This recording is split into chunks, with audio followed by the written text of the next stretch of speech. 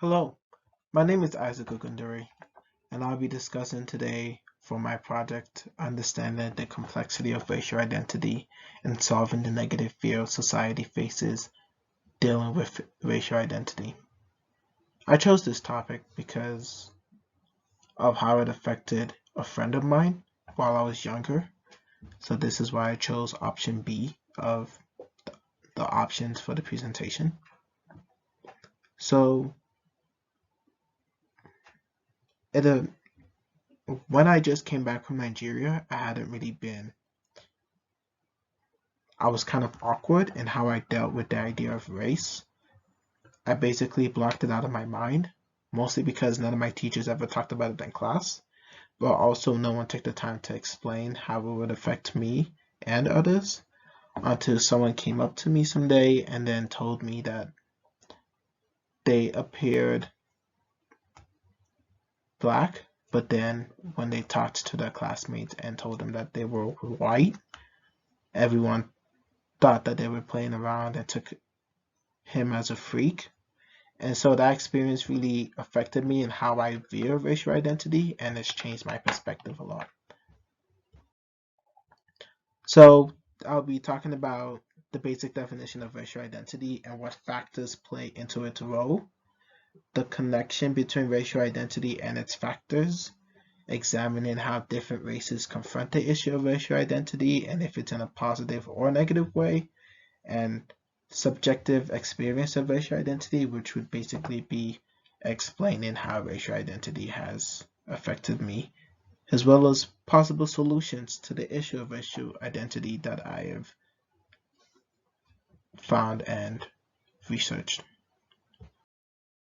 So, racial identity and its factors. Racial identity can be defined as an idea of a joint personality based on the common idea of society, on common heritages based on racial groups. This basically means that this racial identity is based on an idea that society has on its perception of racial groups and their heritages. Racial identity is so important in today's society because they can impact everything about a person, from their personality to their ideals, and many factors have a role in this. There are three factors that have a definite role on a person's racial identity, and these three factors are prejudice, discrimination, and racism. I chose these three factors because they are the factors that can truly hurt and change a person's racial identity due to society and their environment. So prejudice is about the thought of of, of unfair treatment and rationalization. Bias plays a role and could be thought of as prejudice. Discrimination is about the treatment, the unequal treatment of different groups of people. It focuses more on action, and racism is both thought and action put together of unfair treatment, and it thrives more on the superiority of one race over another.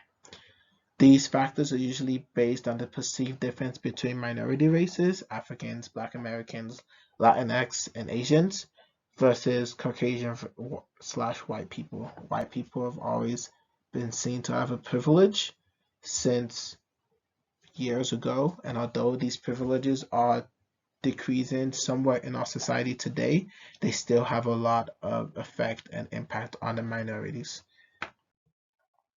So the connection between racial identity and its factors. Racism can be seen to have the most impact on racial identity, from kids to politicians to even the president talking about racial identity. Glasgow's definition of race analyzes four authors' ideas on race and discusses how race has cultural and social aspects which affect it. And racial identity relies on these two notions more than the notion of race being biological. So racial identity has to do with cultural and social aspects. Cultural because of heritages and racial groups, and social because of society and how it perceives these racial identities. Racial identity is already had a definite shape by society, and so the way society views a person's racial identity can lead to various opportunities as well as demerits. I also discussed racism in a more detailed way, as well as its as well as prejudice and discrimination and how it has an actual effect. So I said I chose these specific factors, although these are not the only factors that affect a person's racial identity, because these factors can be incredibly harmful and can also emotionally damage and mentally damage a person and their idea of themselves if someone has a negative view of themselves due to their skin color or their perceived heritage. Examining how different races confront the issue of racial identity. So, Black Americans have always had the idea of using racial identity as an instrument to uphold their ideals, due to Black Americans being slaves in the early 1800s, and also due to segregation. The idea of racial identity has been configured a bit in the case of mixed races between black and white male or females, become having to deal with that mixture of identity, and the conflict between those two could be difficult, which is an issue that the white community has been facing. Black community mostly accepts racial identity, although that depends on how they identify themselves. For white Americans, although nowadays it is considered extremely accepted, back in the early 1800s, being mixed could give you a few opportunities, but could also give you a lot of disadvantages. Many people used it as many Black Americans used it, if they were mixed, as a way to help themselves move from the idea of being black to being white. White Americans have usually discriminated against it because they do not want the idea of them being purebred to be displaced. As for Latinx, racial identity has evolved beyond the idea of color and mostly has to do with culture and geography. So a person could be a certain type of Latinx due to the culture they come from or the geography where they live. So a Latinx person who is born in Texas could be seen as different from a Latinx person born in Mexico. So I go further into this issue by describing how Appiah discusses this. He discusses the idea of labels, and the main three labels are Black, White, and Orientals. And it's become difficult to navigate one's racial identity due to the labels that people have assigned to these three races. So having to have these labels represent all what is racial identity is against usually many people's views. Some people don't associate with just black, white, and Orientals. They could associate with many different many different races and many different the perceived notions of race as well as their heritage, and that plays an incredible role.